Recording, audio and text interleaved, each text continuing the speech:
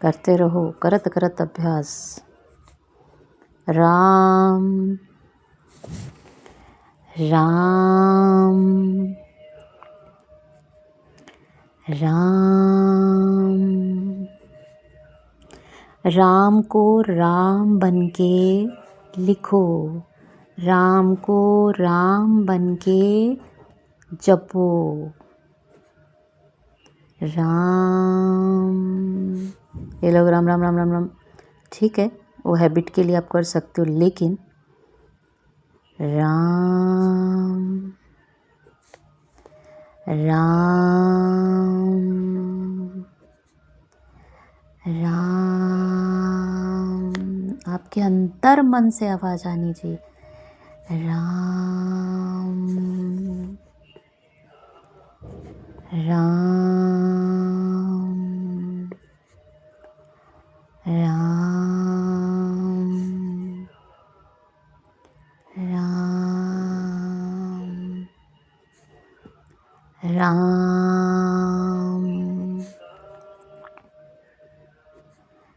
राम राम। जितना आप प्यार से बोलेंगे, आप हृदय से पुकारेंगे, आप देखना आपको अलग एनर्जी महसूस होगी। कोई भी आप जैसे राधे बोलते हैं तो राधे राधे राधे राधे राधे। देखो मैं राधे राधे राधे। कृष्ण कृष्णा कृष्णा।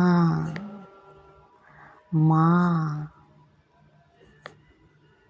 गोविंद। लेकिन आप उनको कैसे भजते हो, है ना, उसका बहुत फ़र्क पड़ता है।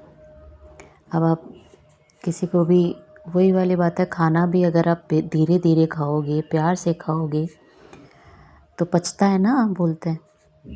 किसी भी काम को शने शने यानी बड़े प्यार से और धीरे और उसको महसूस करते हुए जब आप करोगे तो उसकी जो ऊर्जा का जो संचार है वो हमारे पूरे शरीर में, यानी हमारे पूरी जैसे आत्मा के जो स्तर तक है उसकी आवाज़ जाती है, उसकी एनर्जी का फ्लो जाता है।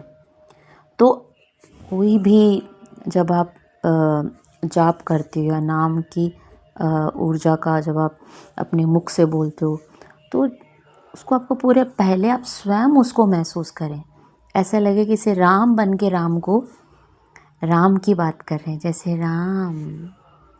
तो तभी आप उस ऊर्जा में आ पाएंगे, है ना। नहीं तो फिर वही वाली बात हो गई, राम राम राम राम, पता ही नहीं चल रहा, भज भी रहे हो और राम तक बात भी नहीं पहुंच रही। राम तक तो बहुत बाद में पहुंचेगी, पहले आप ही एकाग्र चित्त नहीं है, आप ही राम को महसूस नहीं कर रहे हैं। तो जब तक महसूस नहीं करोगे राम तक कोई बात नहीं पहुंचेगी, आपके आराध्य तक कोई बात नहीं पहुंचेगी।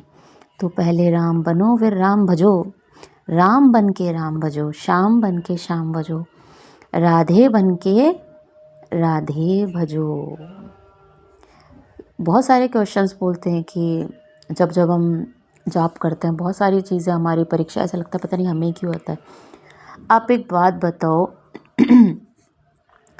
कि जितनी कठिन परीक्षा होगी, जितना बड़ी पढ़ाई होगी, या जितना जैसे हम एमए करते हैं, बीए करते हैं, बीए के बाद एमए, एमए के बाद पीएचडी, फिर उसके आगे और भी कई एग्ज़ाम्स हम उसकी प्रिपरेशन करते हैं।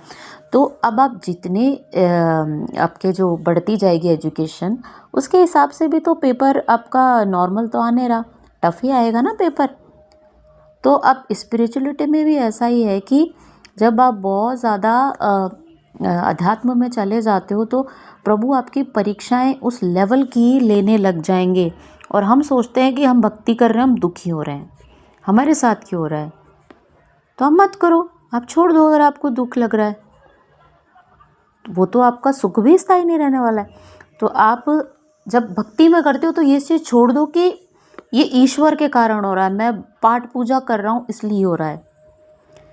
ये सच्ची बताऊँ ना, ये ईश्वर का असली भक्त या असली उनको समर्पण करने वाला तो ये बात कर ही नहीं सकता किसी भी कंडीशन में। क्योंकि पहली बात तो नाम जाप करने वाले की जो ऊर्जा है वो बहुत अलग लेवल पे पीक पर चली जाती है। वो फिर अपनी आत्मा के लेवल पे जाके उस प्रभु का नाम बजता है। क्योंकि राम का नाम लेना है तो क्या राम नाम ही थोड़ी है, राम नाम थोड़ी, वो तो स्वयं परमात्मा है जो आपके शरीर के, आपकी आत्मा के हर हिस्से, पिछले अगले सारे जन्मों की क्लिनजिंग करते हैं वो। अब आप एक नाम को ही बड़ा साधारण लेते हो तो बहुत बड़ी गलतफहमी है।